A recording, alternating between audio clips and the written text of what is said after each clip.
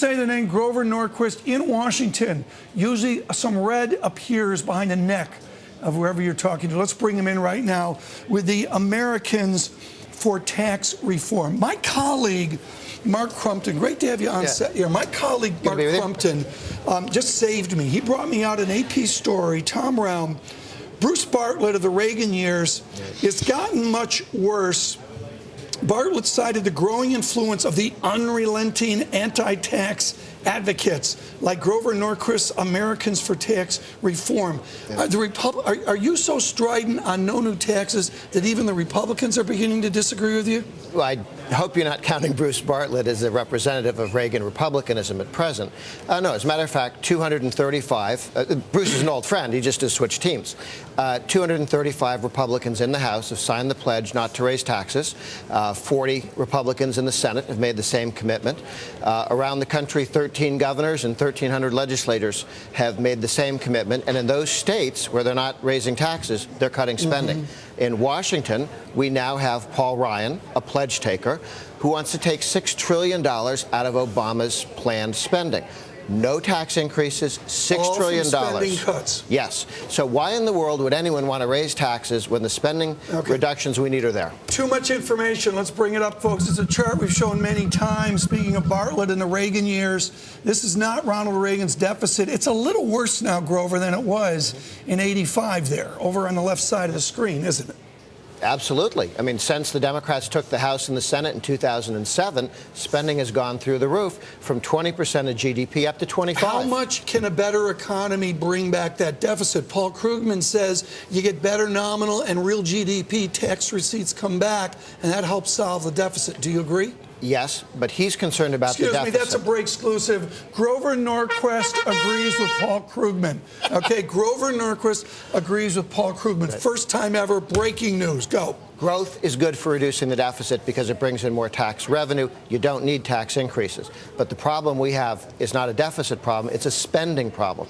The government's spending 25% of GDP. If you raise taxes up to 25% of GDP and ended the deficit, you'd still be spending at 25% of GDP. We need to take spending down. The Heritage Foundation, in much agreement with you, says they've got a measurement of the intrusive nature of government into our private lives. That goes back to your book, Leave Us Alone. Okay, fine. It's great, and it makes for an interesting dialogue with a portion of America. What do you say to the people that don't agree with you, that are used to that government support that we've seen since World War II?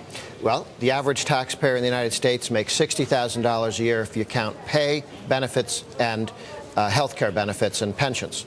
The average state and local worker makes $20,000 a year, more than that, $80,000. The average federal worker makes $60,000 a year, more than that. So, of course, there are people who are making $400 billion a year additional pay beyond what they'd get if they were in the private sector. I don't expect some of the government workers doing this to give this up easily. Let's bring up this chart. We do this in honor of Fort Sumter, the 150th anniversary. You can see it down here, Grover. Where was Grover Norquist in 1868? Okay, we're back to 1790 out of CBO, the Revolutionary War debt, and then 1870, the Civil War debt. I mentioned World War II. We had a disciplined structure. Democrats and Republicans all have this nostalgia for what we did in the 50s and the 60s. Where is that discipline, whether it's Republicans or Democrats in Washington? Where did that go? Well, because the Republicans and Democrats back in the 1950s didn't tell you anything about whether they were liberals or conservatives, whether they wanted big government or little government. The parties were regional parties. During Reagan's lifetime, they sorted themselves out. If you want bigger government, you're a Democrat. If you want limited government, you're a Republican. So you're not going to have bipartisan agreement. You're going to have argument. The Republicans are fighting for lower taxes and less spending, and the Democrats, understandably, are for bigger government. I've been dying to ask you this question. Marginal tax rate. And I used to sit there and watch my father do his taxes, and he just gets the smoke would come out of his ears. Or is it about the aggregate of our many taxes? FICA, Medicare. Bring up this marginal tax rate chart. We just took some of the dates. This is unscientific. The beginning, 7% highest marginal rate. A war, 77, 29, down we go. A war, 94% marginal rate. 77 when the steam was coming out of your father and my father's ears. 2007, it looks pretty good to me. The marginal rate's not that bad, is it? Well, you're missing in between. It went to 28% under Reagan, and unfortunately, Bush and Clinton took it up. I did that just to get you upset. Yeah, well, it worked. We ought to go back to 28 to start with, but we need to take the corporate and the individual rate to 25. The European corporate rate is 25%. A lot of American small companies, small businesses pay at the individual rate. Can we do that with a VAT? No. The last thing we want to do is add a VAT to our income tax. That turns us into France. Okay, bring up this chart. I mean, we got a bunch of charts here. This is such an issue. I get so much mail in Twitter and Facebook stuff on this. 2010, in the vicinity of 2000. Grover, taxes rolled over, recession slowed down. We're sort of back to like 2000, 2001. I mean, can't we assume tax receipts will come back with 4% real GDP? If we have real growth, yes. But are you going to get real growth with Obama taking 25% of the economy and running it through the federal government rather than what the 25%? What number would you like to see there at the margin? Bring it down. Back to 20%, which has been the historical average for the last 30, 40 years. To begin with, what Paul Ryan's budget plan does, it takes it down to 15% in about 3 decades. So it brings it slowly down to 15%. That's a better number than 20, but 20 is better than 25. Did you support the budget commissioner, Erskine Bowles? No, because what they did was what we did in Bowles-Simpson, I should say. Excuse me. In 1982 and in 1990, and then again Bowles-Simpson, real tax increases, $1 to $2 trillion in tax increases in Bowles-Simpson, massive tax hike for promises of spending restraint.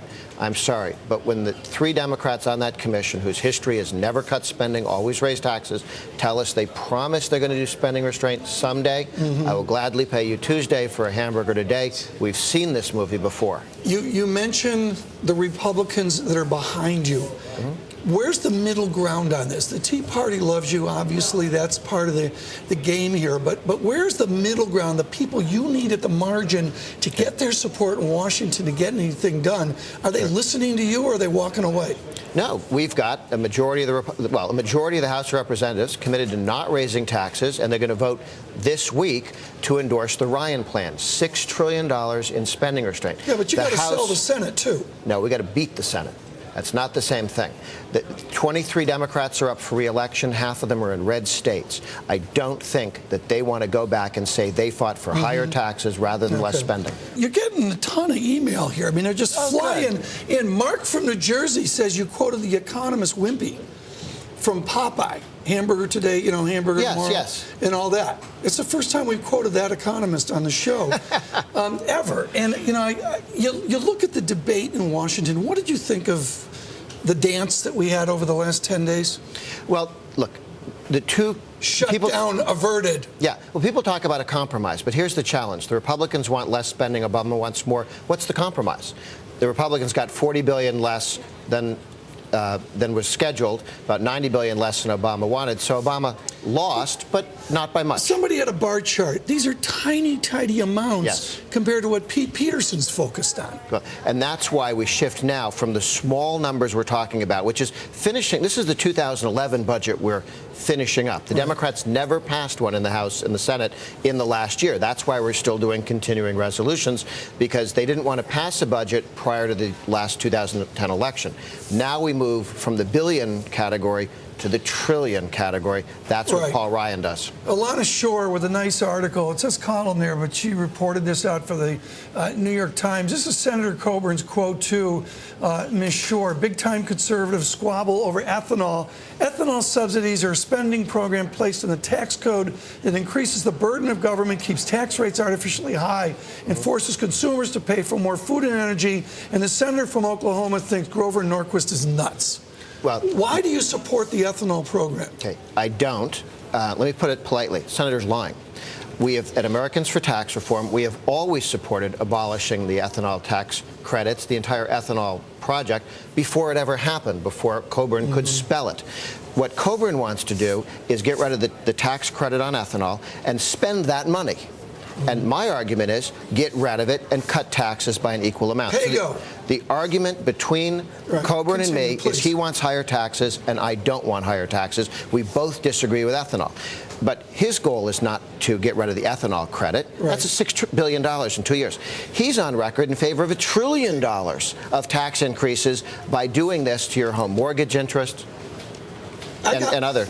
I got like 8 questions here. Let me go to Orzag. Peter Orzag, who's a very bright guy, talks about glide paths of change. We need glide paths, difference equations to smooth this out, to fix it like you want it fixed, but over time. Are you looking for a jump condition right now? Wouldn't that diminish GDP and cost us jobs if we had a jump condition to Norquist Nirvana?